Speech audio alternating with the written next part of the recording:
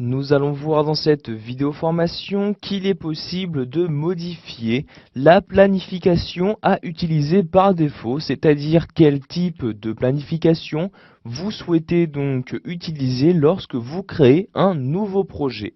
Donc pour modifier cette planification à utiliser par défaut, vous allez tout d'abord devoir cliquer en haut à gauche sur Fichier. Une fois ce menu fichier ouvert, vous allez toujours vous rendre à gauche et cliquer cette fois-ci sur Options comme ceci. Vous avez alors une nouvelle fenêtre qui s'ouvre où vous allez cliquer ici sur la catégorie Planification. C'est donc dans cette partie-là que vous allez pouvoir modifier le type de planification que vous souhaitez utiliser par défaut. Donc nous allons dans un premier temps nous intéresser ici aux options de calendrier. Vous choisissez tout d'abord donc sur quel projet vous souhaitez appliquer les changements. Donc pour cela, vous cliquez ici sur la flèche et vous verrez apparaître les différents projets ouverts. Donc ici, je n'ai ouvert qu'un seul, le projet éditorial. Vous pouvez également choisir d'appliquer donc ces modifications à tous les nouveaux projets que vous allez créer. Vous cliquez donc pour cela sur tous les nouveaux projets. Donc ici, je vais juste modifier donc cette planification pour mon projet actuellement ouvert. Je clique donc ici sur éditorial. Donc vous allez ensuite choisir par quel jour de la semaine vous souhaitez que la semaine de travail commence. Vous cliquez donc ici sur la flèche et par exemple ici donc nous allons utiliser le calendrier français. Une semaine commence donc un lundi. Je clique donc ici sur lundi comme ceci. Vous choisissez ensuite le premier mois du calendrier que vous souhaitez avoir. De même, vous cliquez sur la flèche et vous choisissez le mois. Donc ici, je vais cliquer sur janvier comme ceci. De la même manière, vous pouvez choisir donc l'heure du début et de la fin de la journée. Donc si par exemple votre travail se fait donc de 8h à 17h, vous cliquez ici sur la flèche et vous sélectionnez ici 8 heures. Ensuite, vous recliquez sur la flèche donc pour l'heure de fin et je vais cliquer ici sur 17 heures comme ceci. Ensuite, vous pouvez également modifier le nombre d'heures que vous effectuez par jour et par semaine et donc le nombre de jours que vous allez travailler par mois. Par exemple, ici, je travaille par exemple 21 jours dans un mois. Je clique ici sur la flèche du haut pour augmenter le nombre. Maintenant, nous allons descendre un peu plus bas. Je vais pour cela cliquer ici sur l'ascenseur et en maintenant le clic de ma souris, je vais donc pouvoir descendre dans les options de planification. Nous allons maintenant nous intéresser à cette partie-ci. Comme tout à l'heure, en cliquant ici sur la flèche, vous choisissez sur quel projet vous souhaitez apporter les modifications. Donc ici, je vais toujours les apporter sur le projet éditorial. Je clique donc ici sur éditorial comme ceci. Vous allez maintenant choisir donc quel type de planification vous souhaitez avoir quand vous créez une nouvelle tâche. En cliquant ici sur la flèche, vous choisissez donc soit planifier manuellement ou automatiquement. Si vous choisissez une planification automatique, tous les différents calculs d'une tâche seront calculés donc automatiquement. Donc ici je clique sur planifier manuellement pour moi-même calculer ces calculs. Ensuite, je clique ici sur la flèche et je choisis donc les tâches planifiées donc sont automatiques donc soit à la date de début du projet ou à la date du jour actuel. Donc ici je clique par exemple sur date de début du projet. Ensuite, vous choisissez l'unité que vous souhaitez utiliser quand vous parlez d'une durée. Donc par défaut, il s'agit d'une journée. Vous pouvez très bien exercer donc une durée en heures. Vous cliquez donc pour cela sur la flèche et vous cliquez ici sur heure comme ceci. De même ici pour le travail, vous pouvez l'afficher en heures ou changer d'unité en cliquant ici sur la flèche. Et je vais par exemple ici mettre les minutes comme ceci. Maintenant, vous allez choisir également donc d'autres options à activer ou non. Vous avez ici par exemple la possibilité donc de lier automatiquement les tâches que vous insérez ou déplacez. Vous n'avez juste ici qu'à cocher la case correspondante. Vous pouvez également désactiver différentes fonctionnalités, comme si par exemple vous ne souhaitez pas qu'une durée estimée soit insérée lorsque vous créez une tâche planifiée, vous décochez ici cette case-ci. Ensuite, pour valider les différents changements que vous avez apportés, vous allez vous rendre en bas et cliquer ici sur OK.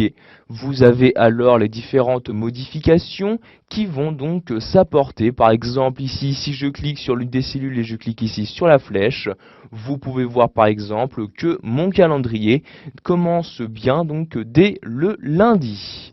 Voilà, vous avez maintenant la possibilité de gérer la planification que vous souhaitez utiliser par défaut dans Project 2010.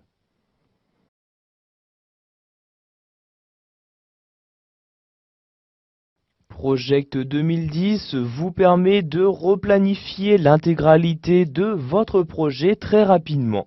Pour cela, vous allez devoir vous rendre en haut dans le ruban Office 2010 et cliquer sur l'onglet Projet. Vous allez ici dans un premier temps cliquer sur Déplacer le projet. Vous avez si vous utilisez des valeurs réelles, avoir cette fenêtre-ci qui va s'ouvrir, vous demandant si vous êtes réellement sûr de vouloir déplacer ce projet. Si c'est le cas, vous cliquez ici sur oui, comme ceci. Vous avez alors cette seconde fenêtre qui s'ouvre où vous allez choisir la nouvelle date du début de votre projet. Donc à partir de quelle date vous souhaitez que votre projet commence. Donc pour choisir une date, vous cliquez ici sur cette flèche-ci et vous avez alors le calendrier qui apparaît où vous allez choisir la nouvelle date à partir de laquelle vous souhaitez que votre projet débute. Par exemple ici, à la place du lundi 2 août 2010, je vais prendre le lundi prochain, donc le lundi 9 août, je clique donc sur le 9 comme ceci. La date se modifie dans ce champ-ci. Ensuite, avant de déplacer votre projet, vous choisissez si vous souhaitez déplacer en même temps les différentes échéances de vos tâches. Si c'est le cas, vous cliquez bien ici dans la case pour la cocher.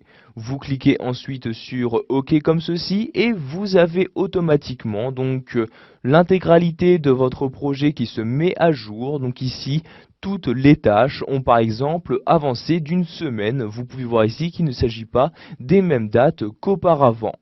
Vous pouvez également gérer une date d'état, c'est-à-dire quelle date le logiciel doit utiliser pour gérer l'avancement de vos tâches.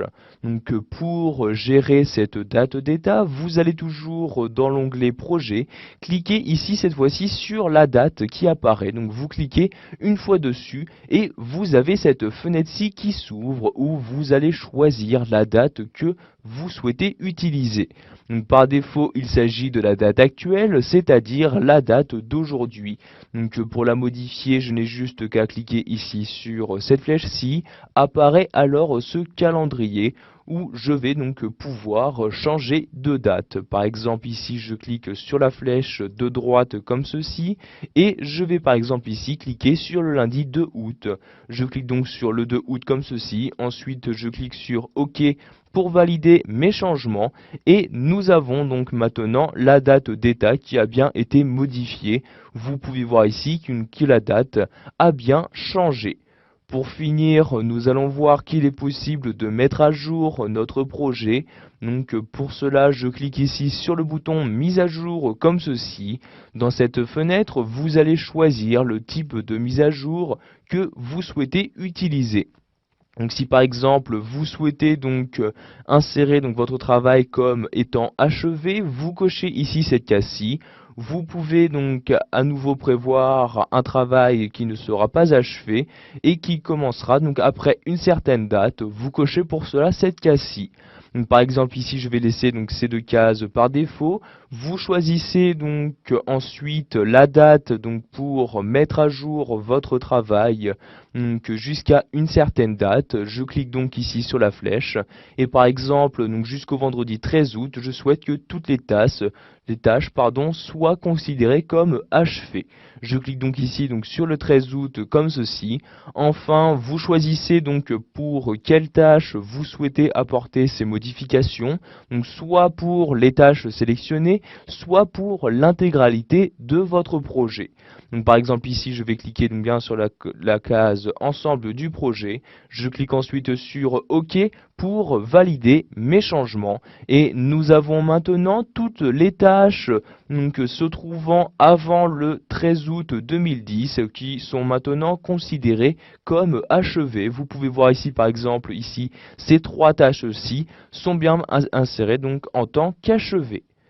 Voilà, vous savez maintenant qu'il est possible de replanifier un projet, par exemple en modifiant sa date de commencement ou encore en gérant la date d'état de Project 2010.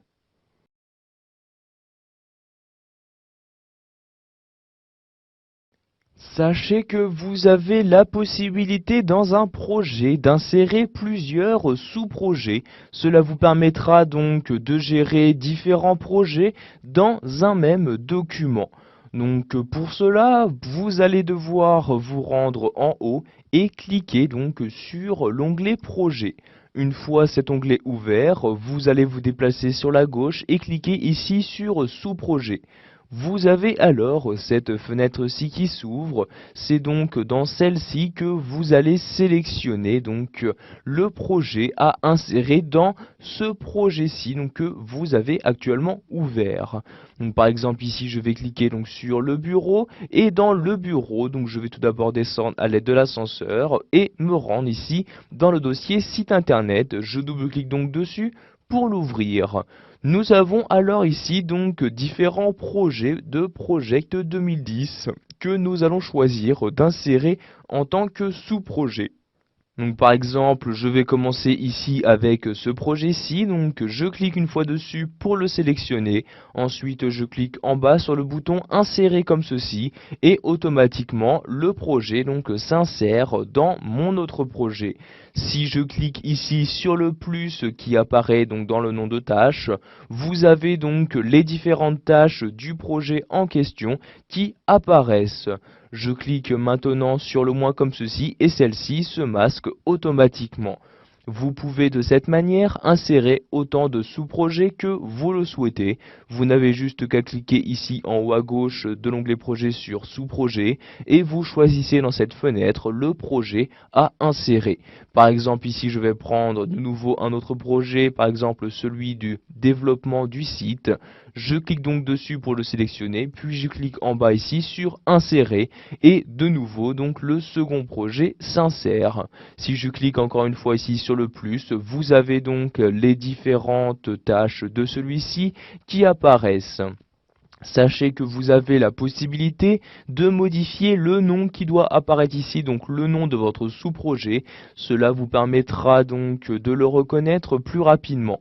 Par exemple, ici, je vais écrire à l'aide de mon clavier développement du site. Donc, vous voyez comme ceci. Ensuite, j'appuie sur la touche entrée de mon clavier et automatiquement, donc, le nom qui était attribué à mon projet a été modifié.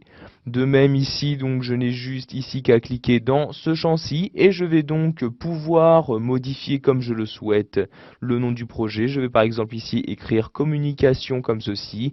J'appuie sur la touche entrée de mon clavier et les modifications s'apportent automatiquement.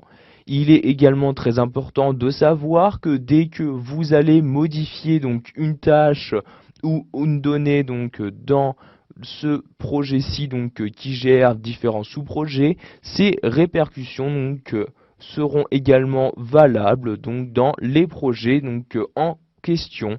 Donc ici le projet développement du site, si vous modifiez certaines tâches, les tâches seront également modifiées dans le projet sélectionné.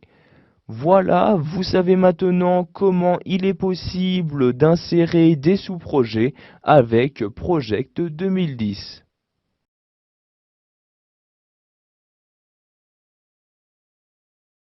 Dans Project 2010, il est possible d'utiliser une frise chronologique. Celle-ci va vous permettre de gérer dans le temps les différentes tâches de votre projet. Donc, tout d'abord, pour afficher cette frise chronologique, vous allez vous rendre en haut et cliquer sur l'onglet Affichage. Une fois dans cet onglet, vous cliquez maintenant sur la droite ici, sur donc la case correspondant à la chronologie, vous cliquez donc dessus pour afficher cette frise et vous avez maintenant donc juste au-dessus de vos tâches et en dessous donc du ruban Office 2010 la frise qui apparaît. Donc si vous souhaitez un peu l'agrandir, vous cliquez ici dans cette partie-là. Vous voyez mon curseur ressembler à celui-ci. Donc je clique et en maintenant le clic de ma souris, je la descends. Par exemple, je vais prendre cette taille-ci, je lâche donc le clic de ma souris et nous avons bien maintenant donc une bonne vue sur cette frise chronologique. Donc l'avantage de l'utiliser est, comme je l'ai dit plus tôt, que vous pourrez de cette manière gérer au mieux dans le temps les différentes tâches que vous insérez. Donc tout d'abord, pour insérer une tâche dans cette frise chronologique, vous allez retourner ici en haut à gauche et cliquer sur l'onglet tâches comme ceci. Ensuite, vous sélectionnez la tâche à insérer. Par exemple, celle-ci, je clique donc sur son nom. Ensuite, je clique ici dans le groupe propriété sur cette icône-ci. Donc, vous voyez, je clique dessus et automatiquement, donc, la tâche va s'insérer dans ma frise chronologique. Vous voyez ici bien la tâche qui apparaît. Vous pouvez faire ceci pour toutes les tâches de votre projet. Par exemple, celle-ci, je la sélectionne, je clique ensuite sur ce bouton-ci et automatiquement, celle-ci apparaît bien donc dans ma frise chronologique. Sachez que vous avez la possibilité de modifier donc l'aspect qu'a cette frise. Pour cela, vous allez donc tout d'abord cliquer donc sur la frise chronologique. Vous avez ensuite donc l'onglet format qui est apparu pour vous permettre de modifier l'aspect de cette frise. Vous pouvez par exemple choisir quel format de date utiliser. Vous cliquez pour cela ici sur format de date et vous choisissez donc celui à utiliser. Par exemple, vous souhaitez utiliser celui-ci, vous cliquez donc dessus et vous avez par exemple ici pour les différentes tâches insérées, bien donc le format de vos dates qui a été modifié. Pour le remodifier, je clique ici sur format de date et je choisis le nouveau format à utiliser.